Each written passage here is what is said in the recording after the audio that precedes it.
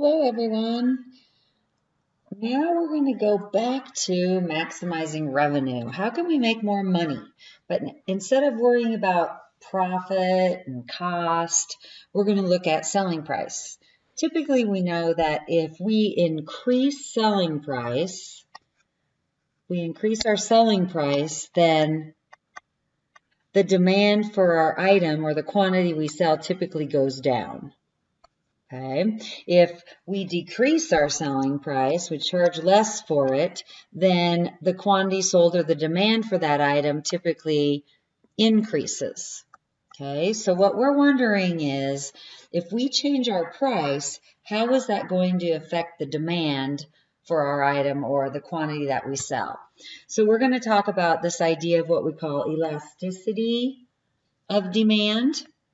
And demand can be either one of these two situations. Demand can be inelastic, which means it has a low elasticity of demand, meaning if I increase my selling price, it causes a small drop in demand, and which in turn will raise or increase our revenue.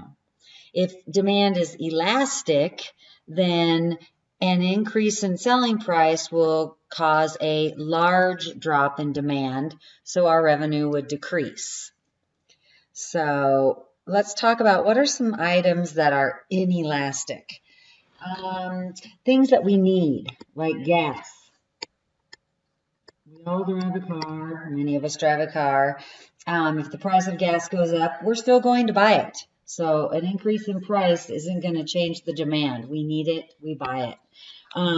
Medication, whatever medication you're taking goes up and you need it, you're going to continue to buy it. Okay, I would say it's inelastic. So basically, it is things that we need. Those items are typically inelastic. Okay, elastic items, if we increase selling price, the demand is going to go down. Things that like luxury items, things that we say, oh, that's too expensive, I don't need that.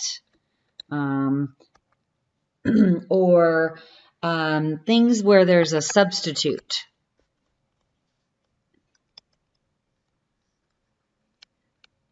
For example, if laundry detergent, you're using Tide and they raise the price, then you might switch over to All or another brand. Or orange juice. Your favorite orange juice goes up, then there's another brand that's pretty close, similar to the old price. You might switch to that.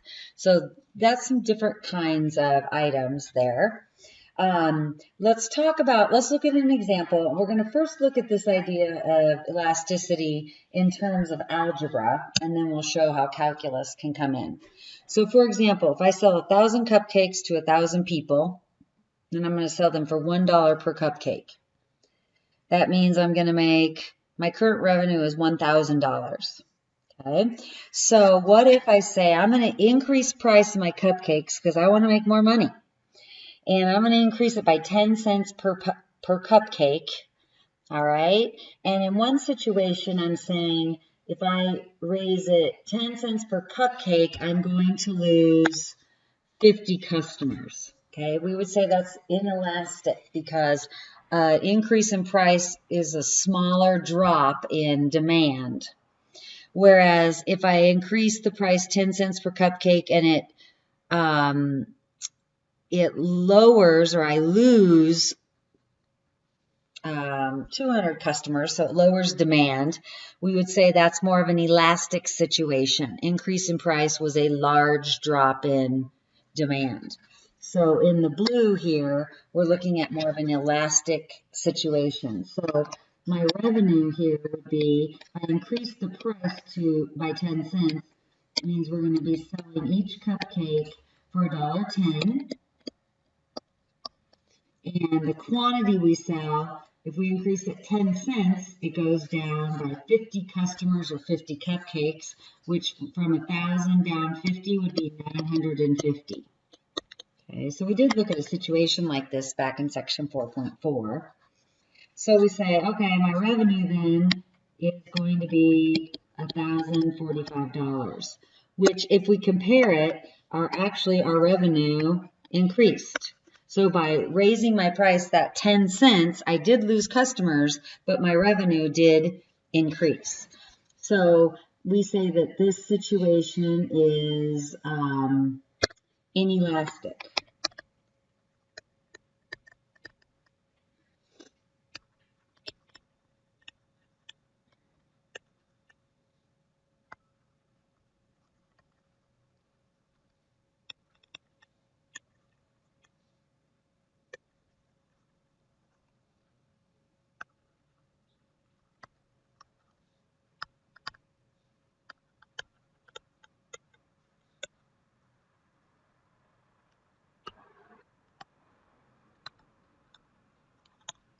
Okay, so this is inelastic. There was a small drop in demand, which resulted in more revenue by raising price. Whoops. Nope, there we go. Okay, by raising price. Okay, so over here on the right, in the red, we're saying, okay, well, revenue is going to be, if I raise the price 10 cents, we're selling each cupcake for $1.10. So my price is $1.10. I'm going to, how many am I going to sell? Well, I was selling 1,000, but it's going to decrease by 200. So I'm only going to sell 800 cupcakes. So the demand goes down. So my revenue here is only going to be $880. Okay, so that increase in price resulted in a decrease in revenue. So we say that this is this demand is elastic.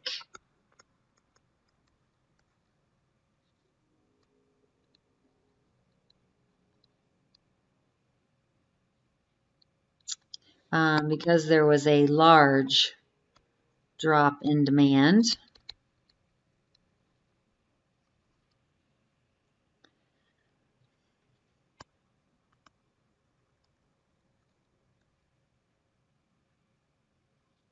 That caused us to have less revenue or lowered revenue.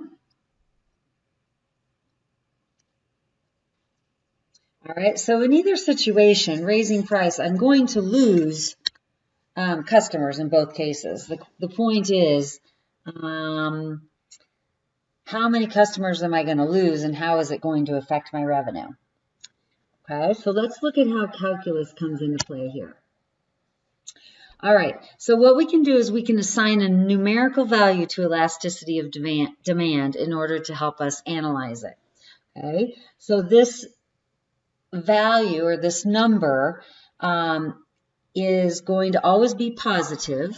Okay, so if this value is between 0 and 1, or because it is positive, we could just say, what if it is less than 1? Okay, then that means the demand is inelastic or it has a low elasticity of demand. If I increase the price, I will also increase revenue. If demand is greater than 1, it has a high elasticity of demand. It's elastic. A price increase will decrease revenue, so we wouldn't want to increase the price. Okay, so how do we get this value for E, this elasticity value? Well, here's our formula. Okay, so ultimately, these bars mean absolute value. Okay, that's why my elasticity value is always positive. Okay, so E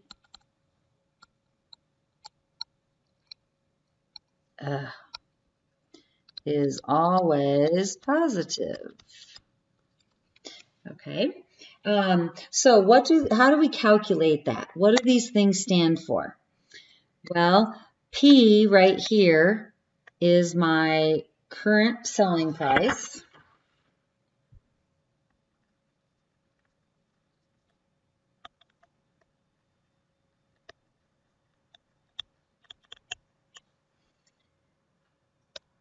And Q is the current quantity that's being sold.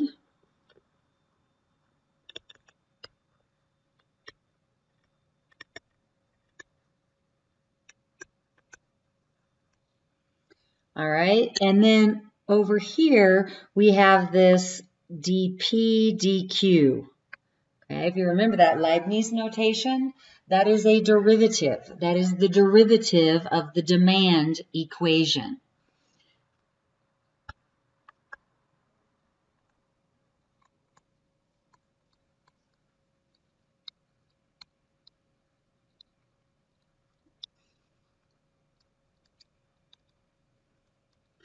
All right, and if you remember, derivative means a rate of change. So we say dB, dQ, dP is the rate at which demand is changing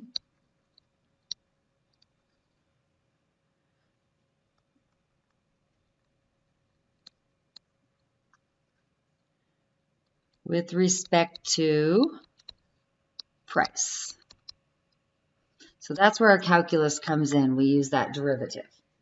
All right, so we need those three things, and then we can do number crunching and come up with our elasticity value and decide whether we should increase price or not increase price. So let's go back to the cupcake example and look at it in terms of this formula. All right, so P, my current, in both situations, P, my current selling price is $1, quantity sold is 1,000, so these two are the same. Okay. Here we said if we increase the price by 10 cents, so dP means the derivative of price, how is the price changing, is 10 cents in both situations. Okay. What is different here is dQ, the derivative of quantity. How is the quantity changing? So we're saying if we increase the price, we are going to lose 50 customers. So that's why the quantity is changing by negative 50. Okay. So if I calculate elasticity of demand for over here on the left, then I know I have $1 over 1,000, or 1 over 1,000, times dQ, the rate at which quantity is changing, 50, negative 50, over the rate at which price is changing. So dQ, dP. So basically, you're just doing a little multiplying here. It's going to be negative, I mean, inside. But then when I take the absolute value, my elasticity value is going to be a positive number. So I come up with 1/2. Okay? And I see that 1/2 is less than 1.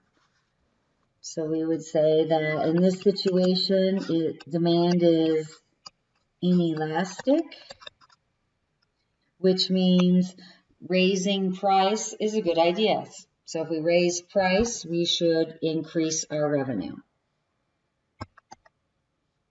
All right, on the right, what's different here is our change in demand. We're now losing 200 customers. Okay. So if I calculate the elasticity of demand in this situation, I've got, once again, current selling price over current quantity sold times dQ, change in demand, which is 200, over change in price, which is 10 cents. Do the number crunching there, multiply, simplify, taking the absolute value ensures us a positive number, and we get an elasticity value, or an E value of 2, which is greater than 1, which tells me here that the demand is elastic. meaning raising price is not a good idea. If we raise price, we're going to lose too many customers, which is going to decrease our revenue. Okay, now we're going to look at this whole DP, DQ a little bit differently now in the situations we have. In our situations, we're going to be given a demand equation, and that's how we're going to get that rate of change. So, for example, we're selling wool blankets for $15 per blanket, so that's our current selling price. And we have the demand equation, which will tell us the quantity demanded based on the selling price. So I'm going to know what is E, and basically, should we increase price? Meaning, will we make more money if we increase price? Will we increase revenue if we increase price? We know we're going to lose customers, but will this increase in price make up for those customers that we lost? Okay, so let's use this elasticity formula and do calculate E. All right, so we've got our P value. We've got P, which is our selling price, so that's our 15, okay, over quantity, okay, Q. So we have to figure out the quantity. We know we have our demand equation, which is 5,000 minus 4P squared, okay. So what I need to put in there then is P, the selling price. So if we're selling our blankets for $15 each, then what is the quantity that we can sell at that price? So we substitute that value in, and we get 4,100, okay? So we can sell 4,100 blankets at that price. All right, so we had to use our selling price to come up with that. All right, now DQ, DP. All right, so that's the rate at which quantity changes with respect to price. So basically, that is the derivative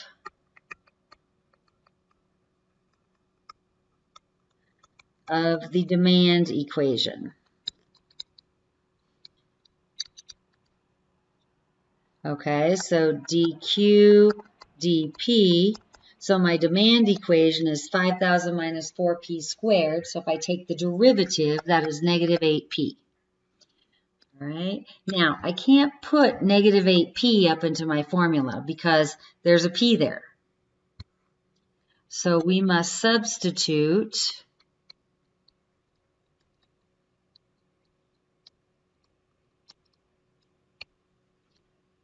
our current selling price. So we have to use P, or our selling price, again here to find this value. So I'm going to substitute in my current selling price of 15. So I basically have, let's see, I don't need this fraction. We basically have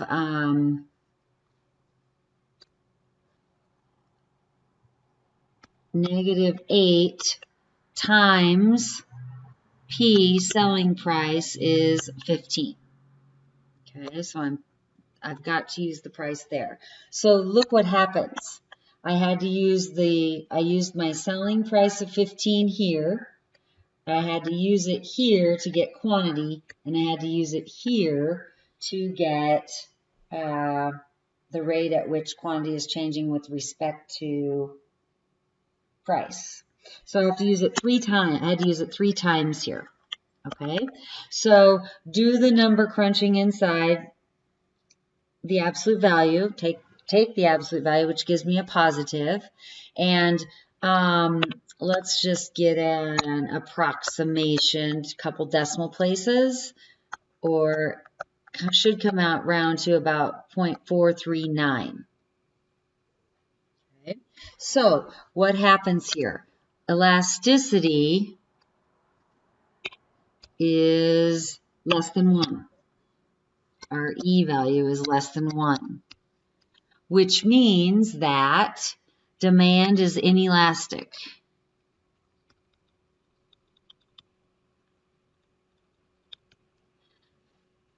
All right, so ultimately we should raise price because we're saying an increase in price will decrease demand, but not enough or not enough to lower revenue. Okay, so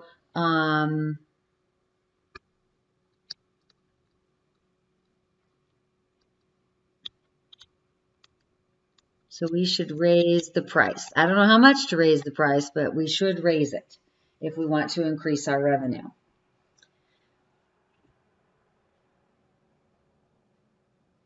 All right, now, so let's say we say, okay, so we raise the price, and months later, we saw the same demand equation, but now we've raised our selling price to $23.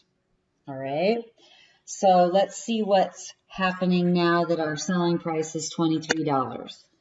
So if we calculate E, then we take our current selling price of $23 and we then have to figure out what's the quantity that we sell at $23, Q. So to find Q, we'd use our demand equation and we substitute in $23. So when I plug that in there, I should get 2,884. All right. Now, once again, my dq dp is still 8p, so I can't put that in because there's a p in there. I have to substitute. So in place of the p, I'm going to put my new selling price, which is 23. Right? So comes out to be probably not a nice number. It's a positive number though, but approximately 1.467. So I can see then that my E value is greater than 1, which tells me that the demand is elastic.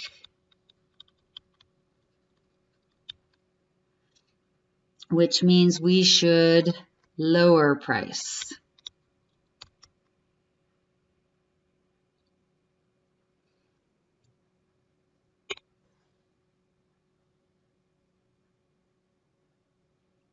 And probably should, let's say, technically we should say we should not raise price. We should not raise the price. Most likely we should lower it. But we can't always make that decision, okay, from just this E value. Okay, so the idea here is from the last example we said, or the last situation, when it was $15, we said raise price. Now the selling price is $23. We're supposed to lower price. So that's telling me that my optimum selling price is between $15 and $23. All right. Now, let's think about that for a second. How do we find the selling price that would maximize revenue? We've done that before, so we can go back and use the ways of the past. All right, so let's talk about that. If I have the demand equation, demand based on price, I can come up with the revenue function for price, based on price.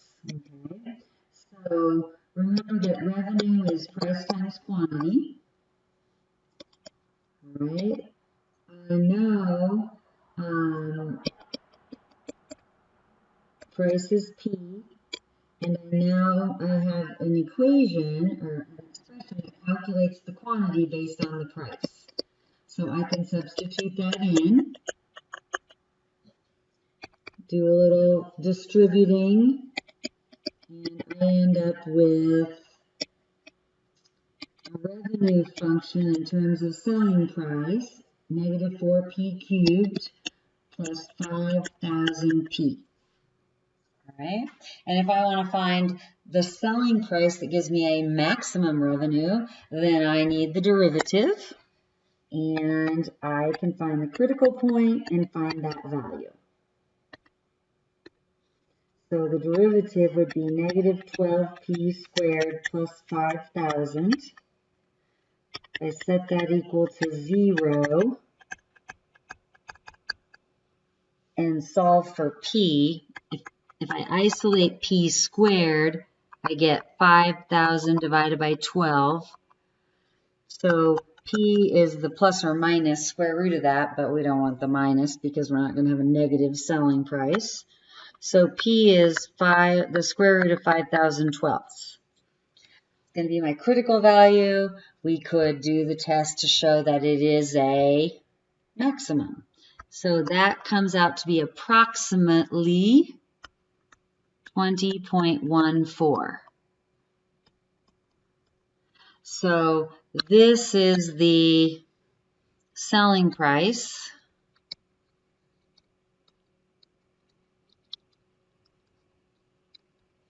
that maximizes revenue.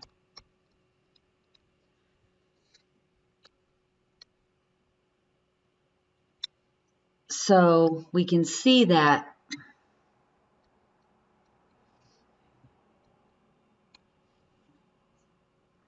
Wow, that is scary. I don't know what's wrong with the right side of this screen. I need to stay away. Maximizes revenue. There we go. Okay, so that we can see what happens. When our selling price was 15, they're saying raise it. When our selling price was $23, lower it, trying to push us to this optimum selling price of $20.14. Okay, let's look at one more example. All right, we've got Lars, and he sells his luxury throw pillows for $80 a pillow. I don't know if they're like diamond studded or gold plated. I don't know. I don't know if I'd pay $80 for a throw pillow. That's why it's a luxury item. All right, and we've got our demand equation. So let's calculate E and let's tell Lars what he should do.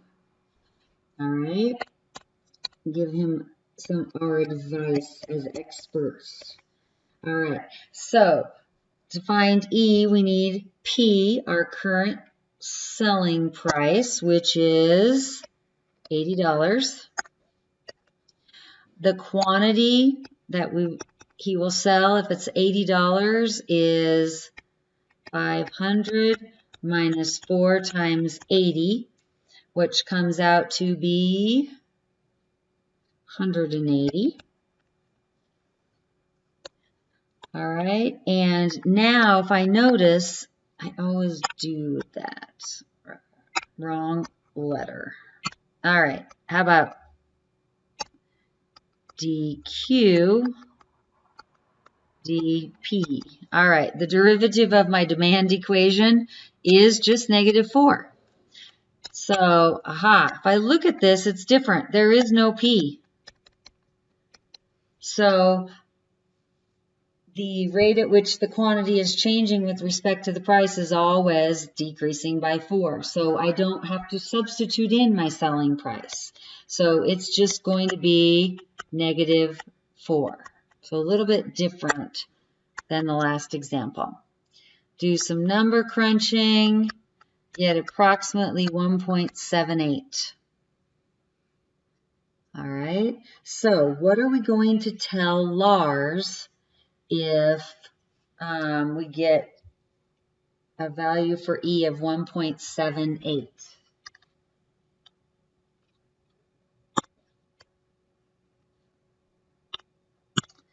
Well, this is, so the elasticity value that we got is greater than 1. So we would tell him, don't raise the price because it is elastic. All right.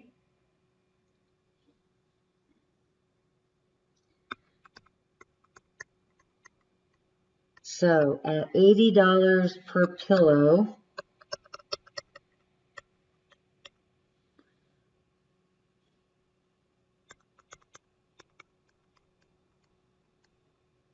elasticity is 1.78, greater than 1. So demand is elastic, and increasing price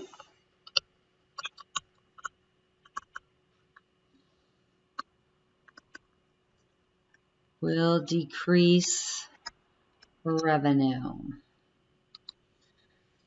Probably should lower price, but we can't make that statement. We basically use this e-value to decide if we raise price or don't raise price. All right, so summarize.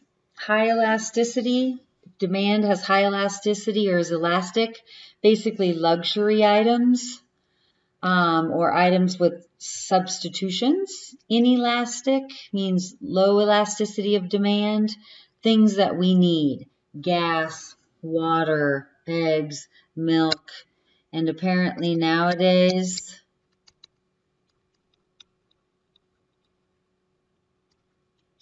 toilet paper,